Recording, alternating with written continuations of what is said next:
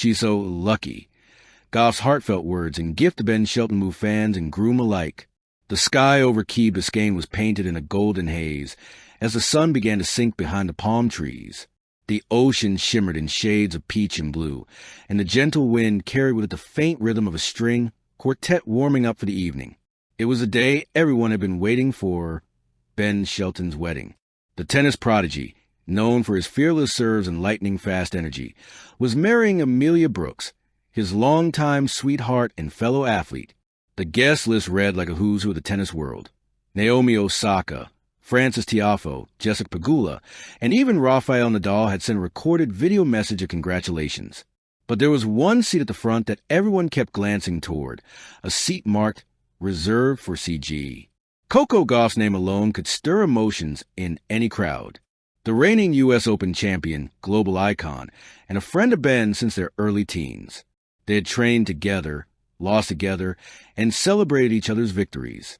Rumor had it that she would send something special, and knowing Coco, special could mean anything.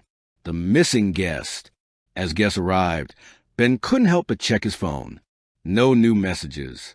No call from Coco. Still no word. Amelia asked, adjusting his boutonniere with a teasing grin.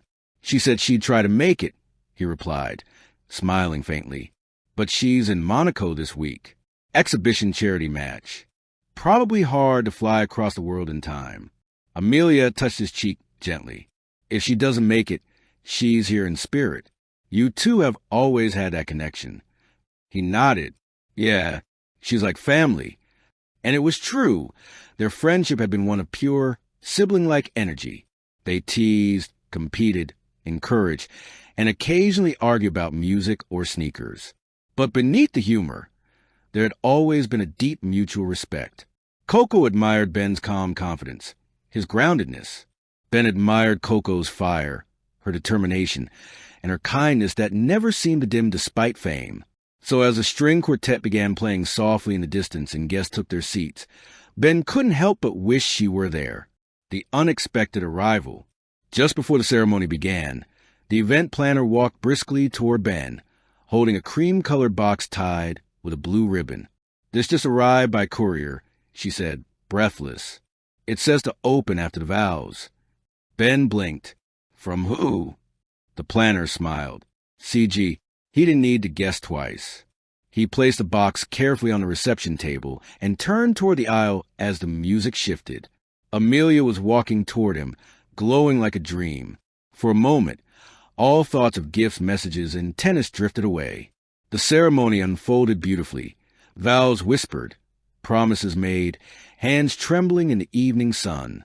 And yet, somewhere in the back of his mind, Ben knew Coco had found a way to be part of it. The box.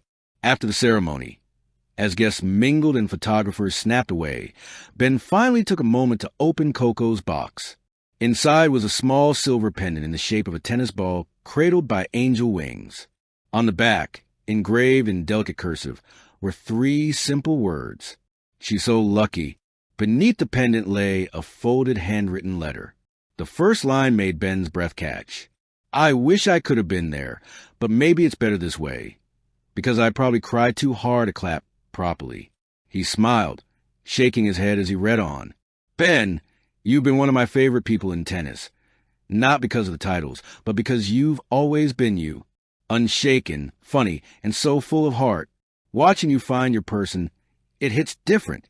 Amelia's lucky, but then again, so are you. I've watched you both grow from a story of 2 ambitious athletes into something truly rare. Peace. The kind that doesn't fade after the cameras are gone. People always say love is a match made in heaven, but I think it's more like a 5-set thriller, tough, beautiful, worth every fight. So here's my message to you both. She's so lucky because she found someone who knows that the real win isn't the trophy. It's the heart that stays steady through every storm. Congratulations, my friend. And remember, when the dance floor opens, play Beyoncé's Love on Top. You owe me that one. Coco Redheart. Ben set the letter down slowly. His eyes glistened under the soft glow of fairy lights. He whispered, almost to himself, she's so lucky, huh? The speech that broke the internet. When it was time for speeches, Ben took the mic. The crowd was loud and merry, glasses clinking and laughter bubbling. But as he began to speak, the energy shifted, softened, focused. "I didn't think I'd get emotional tonight," he began, his voice catching slightly. "But someone made sure that wouldn't happen." He reached into his pocket and pulled out the pendant, holding it up for everyone to see. "This," he said, "came from a friend who couldn't be here. Someone who's always reminded me that life's not just about the scoreboard." He unfolded Coco's note and read a few lines aloud. As he read the words, "She's so lucky because she found someone who knows a real win is a heart that stays steady through every storm." The audience fell silent. Even Amelia, standing beside him, wiped away a tear. And when he said her name, Coco Gauff, a wave of applause filled the night. Across the ocean.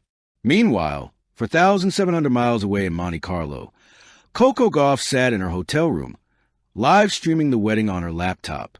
The charity gala she'd attended had just ended, and she was still in her gold evening dress, hair tied in a soft bun. When she saw Ben reading her letter to the crowd, she smiled and whispered, "Oh, he actually read it." Brave move, Shelton. Her mother peeked over her shoulder, watching the screen. "He's crying," she said softly. A decade late, 10 years later, the world of tennis had changed. New champions had risen. Technology had evolved, but one thing hadn't: the bond between Coco and Ben. At an award gala honoring Coco for her humanitarian work, Ben and Amelia appeared on stage to present her the Spirit of the Game Award. Ben began his speech with a familiar phrase. 10 years ago, Coco Gauff wrote me a letter that began a movement, not a competition, but a compassion. He turned to her with a grin. "Coco, you said she's so lucky. Well, tonight we're all lucky to have witnessed your heart in action." The crowd rose in applause. Coco's eyes glistened as she accepted the award. "I don't even know what to say," she murmured, laughing softly through tears. "Except, maybe, I told you not to cry in public again, Ben." Everyone laughed. The words that outlasted trophies. As the night drew to a close, Coco stood on the balcony of the gala venue, looking out at the skyline. The air was filled with music and distant cheers. In her hand was a pendant, the same one she'd sent to Ben years ago. He had returned it to her that evening, engraved now with 2 new words on the back. "So am I?" Coco smiled, a tear rolling down her cheek. In a world built on scores and victories, she realized something timeless: that the most powerful moments weren't the ones etched on trophies, but the ones written from a heart.